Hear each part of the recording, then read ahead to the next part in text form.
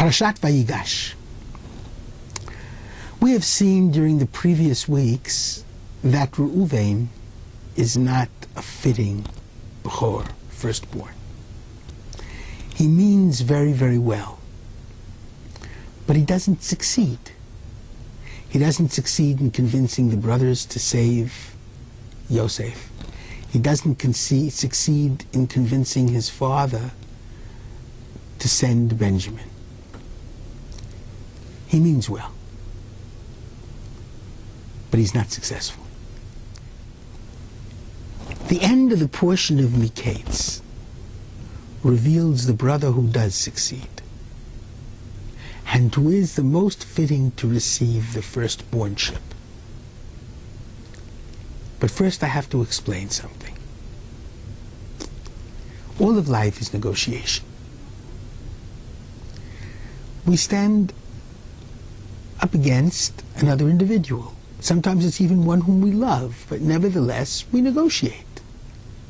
Husbands and wives, parents and children, certainly employers and employees, neighbors, businessmen. The trick in negotiation is not in trying always to convince the other person of your opinion. In order to do that, you must first get into the mind of the other, understand what he thinks and what he wants, and try to make it a win-win situation. If you remember, that's what Yehuda did. He made it a win-win situation. The brothers made money out of Joseph by selling him into slavery in Egypt. Now comes the end of Miketz. And it's a black ending. Yehuda has offered the Grand Vizier that all of them will become servants to the Grand Vizier. Everyone will suffer. All of the 12 or of the 11 brothers will suffer for the sin of the stolen goblet. And the Grand Vizier rejects the offer. And midway,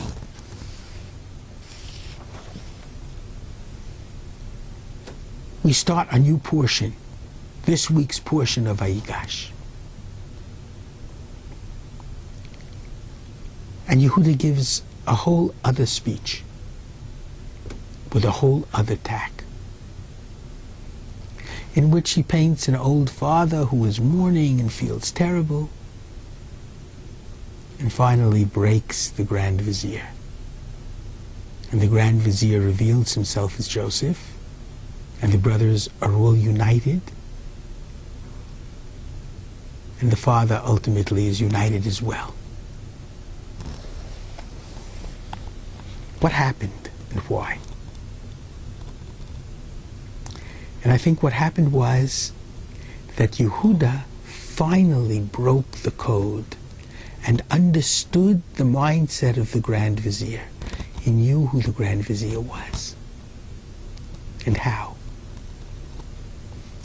Yehuda thought he had it all figured out. They were suffering and no one else was suffering. They had come to buy food, and the Grand Vizier was giving them a tough time, and he couldn't imagine why. And all of a sudden he realized why.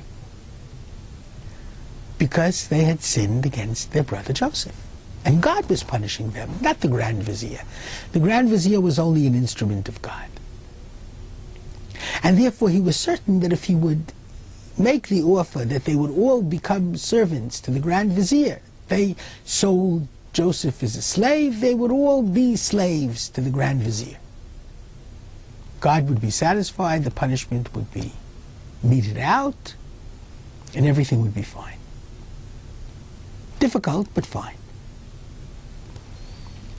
But then the Grand Vizier rejects the offer. And so all of a sudden Yehuda says, I had it all wrong. I was in a wrong conception. We're not being punished by God. But then why were we being punished? And then all of a sudden he realized the only other one who would want to punish them was Joseph. And the Grand Vizier put them all in the dungeon in the beginning, as they had put Joseph into the pit. And the Grand Vizier wanted to see Benjamin, and that was the most beloved brother of Joseph, the only brother of Joseph. Full brother.